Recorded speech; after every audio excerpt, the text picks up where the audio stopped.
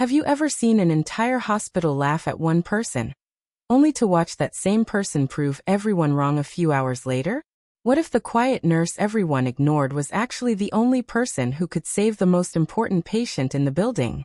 Before we uncover this unbelievable story, do one quick thing. If you enjoy powerful stories filled with justice, courage, and emotional twists, hit the like button, subscribe to the channel, and share this video with someone who loves inspiring true-style drama. Now let's begin. The intensive care unit suddenly became noisy with laughter. Doctors exchanged amused looks.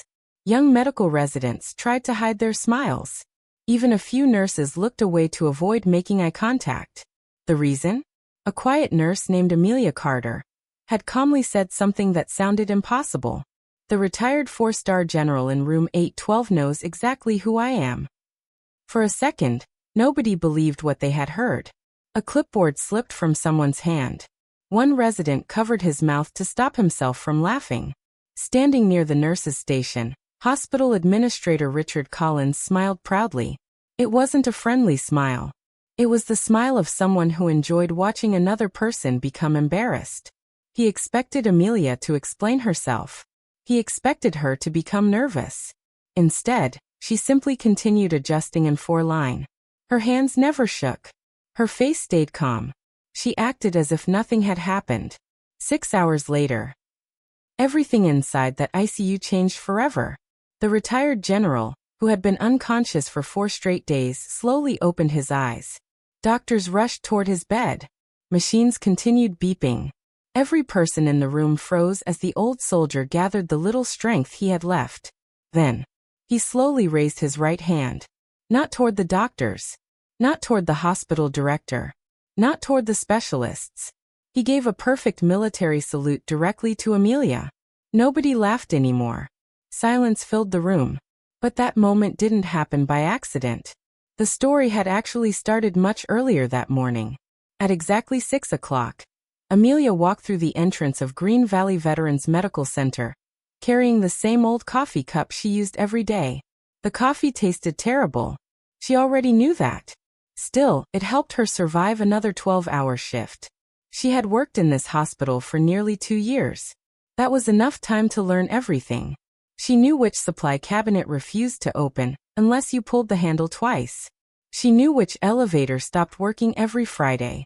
She knew which doctors answered emergency calls immediately, and which ones usually called back 20 minutes later. She also knew something else. Hospitals were supposed to save lives. But sometimes the people making decisions cared more about paperwork than patients. As Amelia reached the ICU hallway, she noticed something unusual. Several residents stood outside one room. A senior physician was reading a medical chart with a worried expression. 2 men wearing dark suits quietly watched everyone entering and leaving the hallway. They were clearly not hospital employees. Amelia immediately understood that an important patient had arrived overnight. She walked toward another nurse. What happened? The young nurse lowered her voice. The patient in room 812 arrived around 2 this morning. Is he stable? She slowly shook her head. Not really. His fever became extremely high. He hasn't responded to anyone. Amelia looked through the small window in the room's door.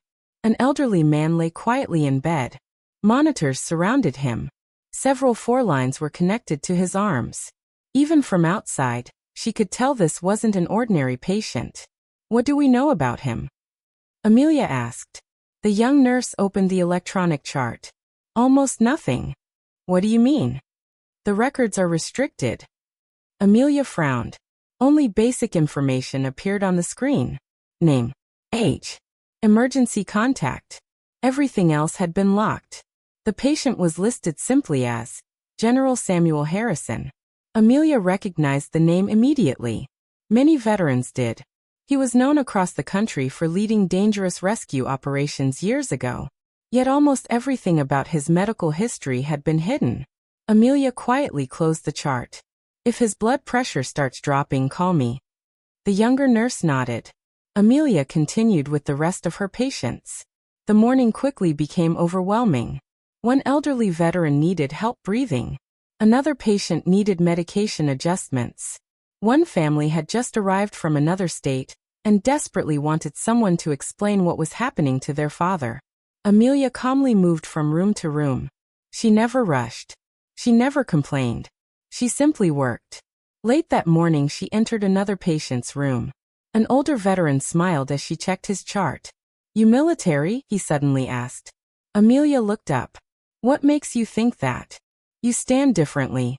She laughed softly. "I've heard that before. You don't move like most people." Amelia adjusted his monitor. "Old habits." The veteran nodded. Then his expression became serious. "The general they brought in today." Amelia stopped writing.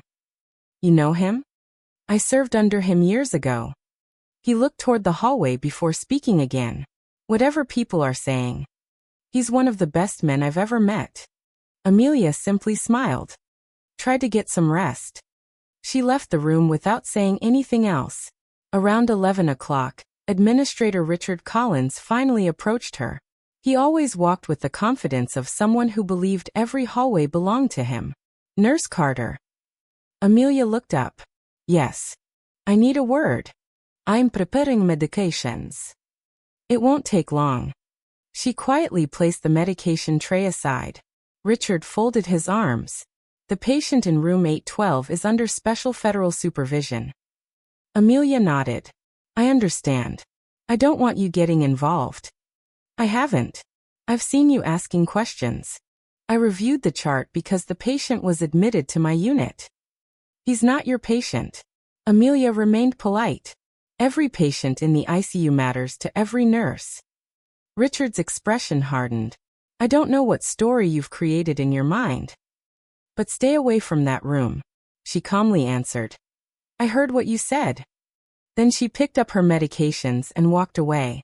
Richard watched her leave with obvious irritation. He wasn't used to people refusing to argue. A few hours later the medical team gathered for their daily briefing. Doctors discussed each patient's condition. Residents took notes. Senior staff reviewed treatment plans. Finally someone asked, "Any change in General Harrison?" The attending physician shook his head. "No response. We're controlling the fever." Amelia quietly glanced toward the heart monitor displayed on another screen. Something immediately caught her attention. She stared for another second. Then she spoke. "His heart rhythm doesn't look right." Several people turned toward her. The physician answered confidently, "We're aware." Amelia looked again. "No. The QT interval is becoming longer.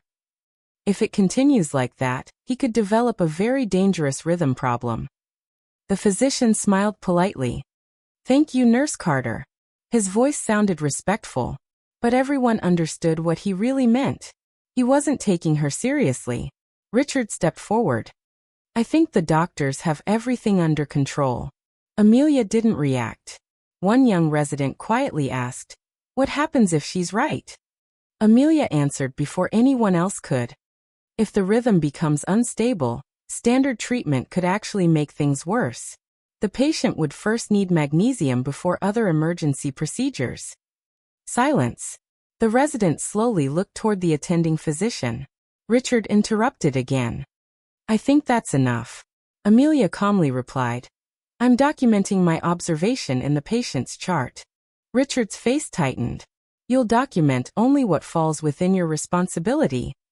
Amelia met his eyes. "Protecting a patient is always my responsibility." Nobody spoke. The room became completely silent. Richard looked around before asking loudly, "What exactly are you trying to accomplish?" Amelia answered without raising her voice, "I'm trying to stop someone from dying, because of something preventable." Nobody laughed this time. Nobody even moved. Richard quietly closed his folder. Then he looked directly at her. "When this meeting ends, you and I are going to have another conversation." And Amelia already knew. That conversation would change everything. Amelia followed Richard Collins into his office without saying a word. He slowly closed the door behind them and folded his arms. For a few seconds, neither of them spoke. Finally, Richard broke the silence. "You've been crossing boundaries all day." Amelia looked at him calmly. "My job is to protect patients. Your job is to follow instructions." I do both whenever possible. Richard let out a quiet laugh. Do you know who is in room 812? Yes. Then you should also know there are people far above your position making decisions. Amelia answered softly. And if one of those decisions puts his life at risk? Richard's smile disappeared. Be careful, Nurse Carter. I'm only being honest. He leaned forward across the desk. I've already received complaints that you're interfering with physicians. I shared an observation. You questioned their judgment. I questioned a heart rhythm. They're not the same thing. Richard pointed toward the door. This is your final warning. Stay away from that patient unless someone specifically assigns you to him. Amelia nodded once. I understand. She walked out without another word. As soon as the door closed, Richard muttered to himself. That woman is going to become a problem. Back in the ICU, the atmosphere felt heavier than before. The general's condition had not improved. His fever remained dangerously high. His blood pressure continued to fluctuate. Doctors ordered more blood tests. Another specialist arrived. Nobody seemed satisfied with the answers they were getting. Amelia quietly checked on her assigned patients. She never mentioned the meeting. She never complained. But she couldn't ignore the feeling that something wasn't right. Late in the afternoon, one of the monitors suddenly sounded a sharp alarm. A nurse shouted, "Pressure is dropping." Several doctors rushed into room 812. Amelia instinctively moved toward the room. Richard immediately stepped in front of her. I told you to stay back. She looked past him toward the monitor. The blood pressure was falling quickly. Inside the room, voices became louder. Increase fluids. Prepare another medication. Check his oxygen. Amelia watched through the glass. Something bothered her. The medications being prepared matched the original treatment plan. But the monitor was showing a different pattern now. She noticed the rhythm becoming more irregular. One resident looked confused. Another physician requested another ECG. Amelia could feel the tension growing. The young nurse beside her whispered, I don't think they know why he's crashing. Amelia stayed silent. She couldn't interfere. Not yet. Several minutes later, the attending physician stepped outside. He looked exhausted. Richard immediately approached him. Update. We're stabilizing him. Will he recover? I honestly don't know. Amelia spoke carefully. May I ask one question? Both men looked at her. The physician nodded. What is it? Has anyone checked his magnesium level? Richard sighed loudly. Not this again. The physician answered, We ordered the test. Has the result come back? Not yet. Amelia nodded. Please don't wait too long. Richard interrupted. The conversation is over. Amelia stepped away. She knew arguing would help no one. About an hour later, the laboratory finally uploaded the results. A resident studying the chart suddenly frowned. He looked again. Then he quickly called the attending physician. Doctor, you need to see this. The physician walked over. What happened? The magnesium level.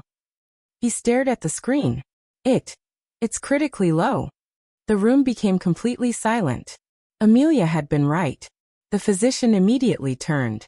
Prepare intravenous magnesium. Several nurses moved at once. The medication was started within minutes. Richard stood frozen near the doorway. No one said anything to him. No one needed to. The evidence was sitting on the computer screen. One of the younger residents quietly whispered, How did she know? Another resident answered, She noticed the ECG before any of us. Across the room, Amelia continued caring for another patient. She never celebrated. She never reminded anyone that she had warned them. She simply continued working. Nearly 40 minutes later, the alarms became less frequent. The general's heartbeat slowly returned to a safer rhythm. His blood pressure improved. The ICU became noticeably calmer. The attending physician walked toward Amelia. He stopped beside her.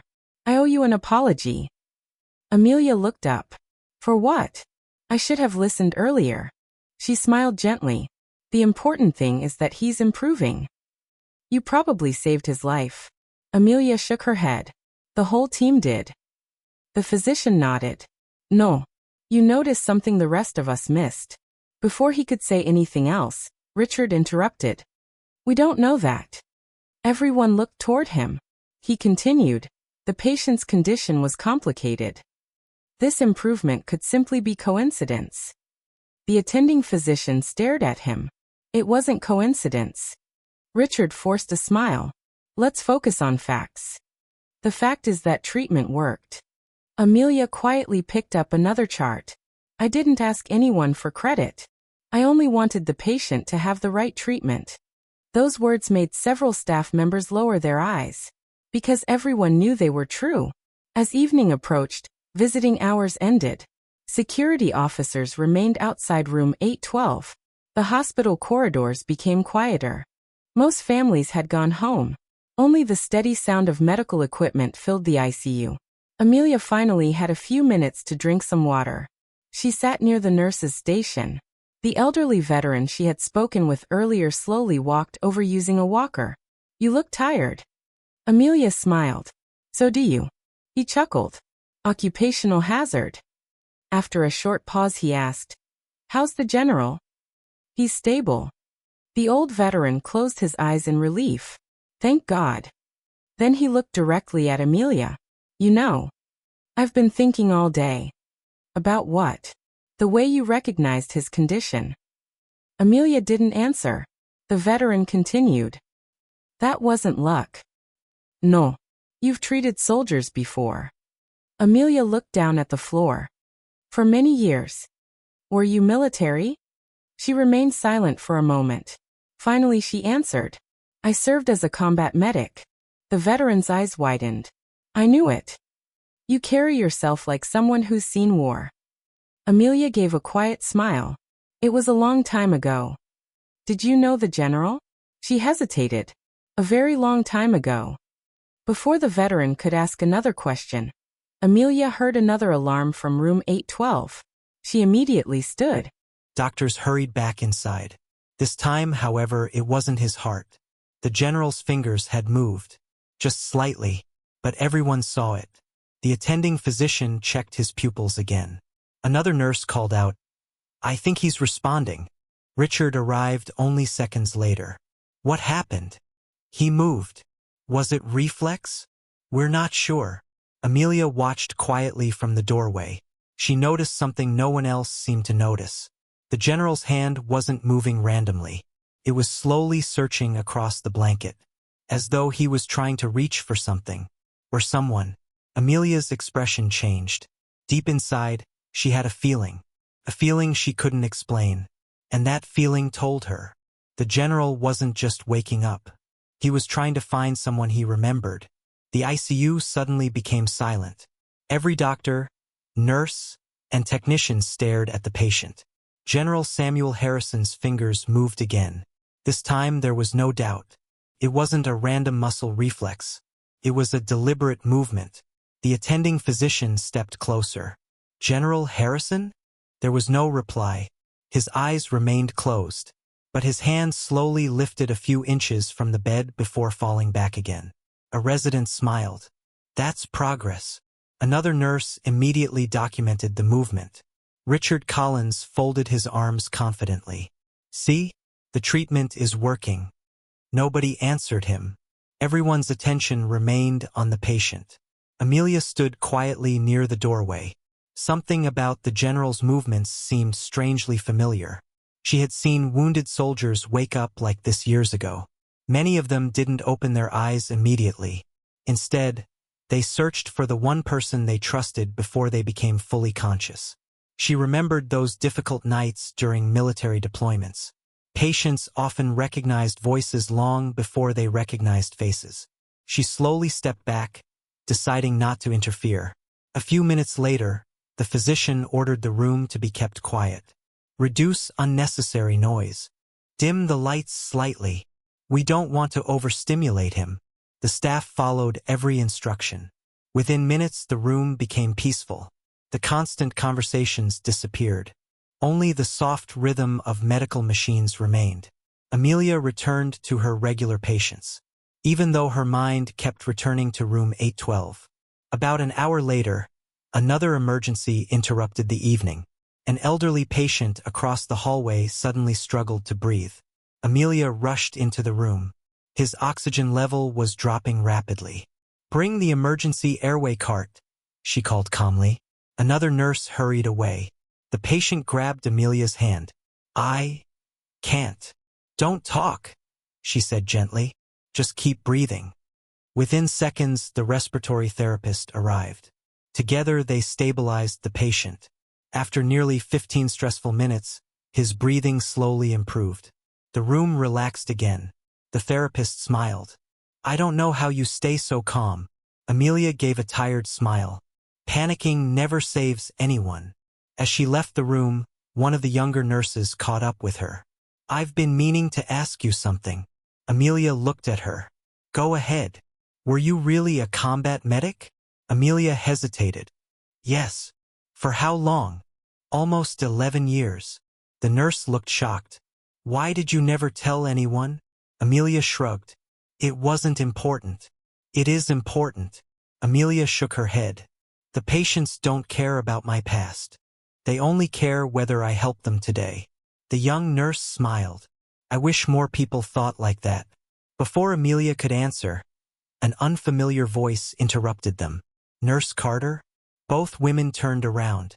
One of the men in dark suits stood behind them. He had been guarding the general's room all day. "Can we speak privately?" Amelia nodded. They walked a short distance down the hallway. The man introduced himself. "My name is Daniel Brooks. I'm part of the general's security detail." Amelia politely nodded. "What can I do for you?" He looked at her carefully. The general's medical file contains very little personal information. "I noticed. But there is one thing mentioned." Amelia waited. "It says that if he ever regains consciousness after severe trauma." The man paused. "He may ask for someone named Amelia." Amelia's heartbeat skipped. She remained completely still. Daniel continued. "We assumed it was a family member. But today—" He looked directly into her eyes. "After hearing what happened during the emergency, I'm beginning to wonder if that Amelia is you." Amelia didn't answer immediately. Several memories rushed back into her mind. Dust, smoke, helicopters, the sound of distant explosions, young soldiers calling for help, a much younger General Harrison refusing evacuation until every injured soldier had been rescued. She closed her eyes for 1 second. It was a long time ago. Daniel studied her expression. "So you did know him?" Amelia slowly nodded. "Yes. We served together during an overseas deployment." Daniel looked surprised. The general never mentioned many names from those years. "But yours?" He never forgot. Amelia looked toward room 812. "I haven't seen him in almost 15 years. "Why?" "Our lives went different directions." Before Daniel could continue, Richard Collins suddenly appeared. "There you are." His voice was cold. He looked first at Daniel, then at Amelia. "Is there a problem?" Daniel answered calmly. "No. We were simply talking." Richard looked unconvinced. "I'd appreciate it if hospital staff focused on hospital work." Daniel smiled politely. "I requested the conversation." Richard couldn't argue with that. He simply walked away. Daniel watched him leave. "He doesn't seem to like you very much." Amelia laughed softly. "I don't think he likes anyone who disagrees with him." Daniel smiled. "I noticed." Night slowly settled outside. Most hospital windows reflected only darkness. Inside the ICU, machines continued their endless rhythm. Amelia began organizing medications for the midnight shift. Suddenly another call came from room 812. "Doctor." Everyone rushed inside again. The general's breathing had become faster. His eyelids moved slightly. The attending physician leaned over him. "General Harrison?" Slowly. Very slowly. His eyes opened halfway. Everything stopped. Doctors froze. Nurses held their breath. Even Richard forgot to speak. The general looked around the room. His vision was blurry. His breathing remained weak. One physician smiled warmly. "General, You're safe. There was no response. His eyes slowly moved from one face to another. The specialists, the residents, the security officers. None of them seemed familiar. Then, his eyes stopped. He was looking through the small crowd, directly at Amelia. For a long moment neither of them moved. His lips trembled slightly. He tried to speak. No sound came out. Amelia instinctively stepped forward. The physician didn't stop her. She gently stood beside the bed. "It's all right," she whispered. "You don't need to talk." The general continued staring at her. His eyes slowly filled with tears. One trembling hand lifted into the air. Several people assumed he wanted assistance. A resident reached toward him. The general ignored him. His shaking hand continued moving toward Amelia. She carefully took it. His grip was weak, but intentional. Very slowly. He squeezed her hand once. Then he whispered only two barely audible words. "You stayed." Amelia felt tears forming in her own eyes. "Yes," she answered softly. "I stayed." Nobody in the room understood what those words meant.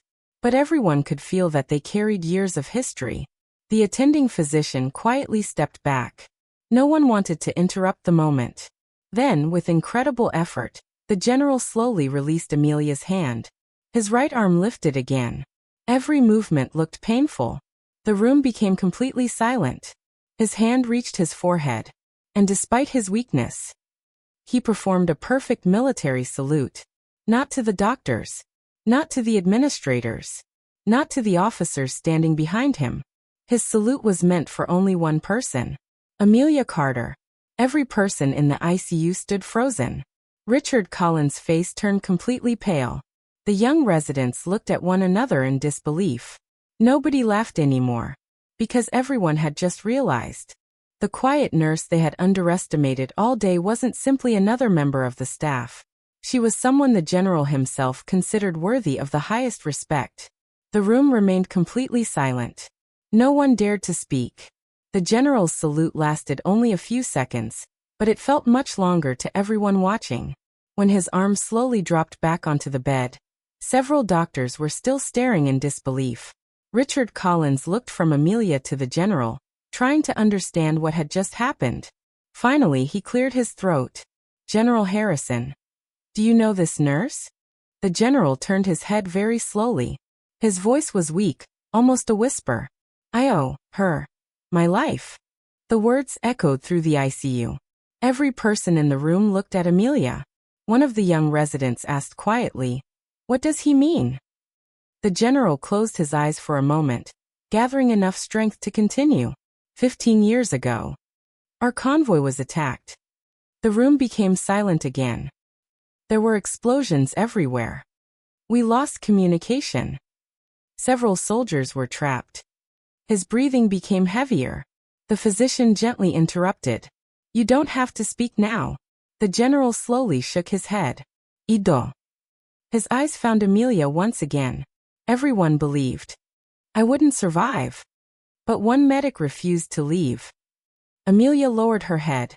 She didn't want the attention. The general continued. She carried wounded soldiers one after another. When the rescue helicopter finally arrived, she stayed behind until every injured man was safe. One of the security officers quietly wiped tears from his eyes. The general smiled weakly. That medic was Amelia. The entire ICU fell silent. No one had expected the quiet nurse to have such a remarkable past. Richard stood frozen. For the first time all day, he had nothing to say. One of the residents looked at Amelia with admiration. "You never told anyone." Amelia smiled softly. "There was never a reason." The resident shook his head. "I think there was." Amelia answered calmly. "The story was never about me. It was about the soldiers who came home." The general looked at her proudly. "That's exactly why. She deserves every bit of respect." The attending physician stepped closer. "Nurse Carter, I owe you more than an apology." Amelia smiled. "You don't owe me anything. I was simply doing my job." The physician shook his head. "No. You reminded every one of us what this profession is supposed to be. Several nurses quietly nodded. Even those who had laughed earlier couldn't meet Amelia's eyes. A young nurse stepped forward. "I'm sorry." Amelia looked surprised. "I shouldn't have doubted you." Amelia gently smiled. "We all make mistakes. What matters is what we learn afterward." The young nurse nodded with tears in her eyes. "I'll remember that." The following morning, news of the general's recovery spread throughout the hospital. Doctors from different departments stopped by the ICU. They all wanted to know what had happened. Some had already heard about the military salute. Others believed it was just another hospital rumor. Until they saw the security camera footage. There it was. The retired general, barely awake after 4 days of unconsciousness, lifting his trembling hand and giving a perfect salute to a nurse. The video quietly spread among hospital staff. No one laughed anymore. Instead, people began asking a different question. Who is Amelia Carter? Later that afternoon, the hospital's chief medical officer requested an emergency meeting. Every department head attended. Richard Collins entered the conference room with far less confidence than usual. The chief medical officer looked around the room. "I've reviewed everything. The patient's records. The treatment timeline. The ECG. The laboratory results. And the staff reports." He paused. "There is one conclusion." Everyone waited. Nurse Carter identified a life-threatening problem before anyone else. The room remained silent. The chief continued. If her observation had been ignored any longer, General Harrison might not be alive today. Several physicians slowly nodded. Richard tried to speak. The situation was complicated. The chief raised his hand. "I've also reviewed witness statements." Richard became quiet. The chief looked directly at him. "It appears repeated attempts were made to prevent Nurse Carter from participating in patient care." Richard swallowed nervously. "I was following procedure." The chief answered calmly. "No. You were protecting your authority.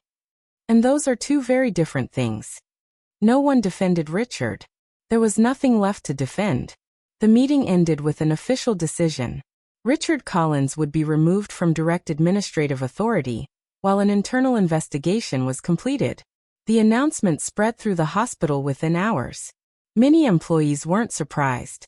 Several later admitted they had experienced similar treatment from him. For Amelia, nothing changed. The next morning she arrived at exactly 6 o'clock. She carried the same old coffee cup. She greeted the security guard with the same warm smile. She checked on every patient exactly as she always did. She never acted like a hero. She never expected special treatment. When another nurse congratulated her, Amelia simply laughed. "The patients still need breakfast. Let's get to work." A week later, General Harrison had recovered enough to sit beside the hospital window. Sunlight filled the room. Amelia entered to check his medication. The general smiled. "I've been waiting." Amelia laughed. "For medicine? For a conversation?" She pulled up a chair. The general looked outside. "You know, I spent years wondering what happened to you." Amelia smiled. "I retired. I wanted a quieter life. So you became a nurse."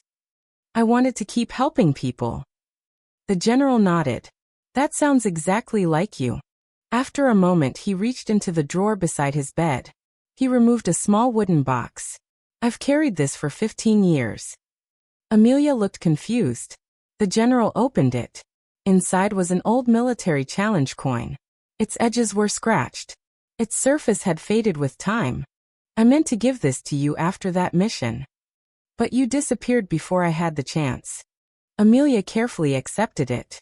Her hands trembled slightly. "I don't know what to say." The general smiled. "You don't have to. You earned it years ago." Tears filled Amelia's eyes. She gently closed the box. "I never needed recognition." "I know. But sometimes recognition isn't for the person receiving it. It's for everyone else.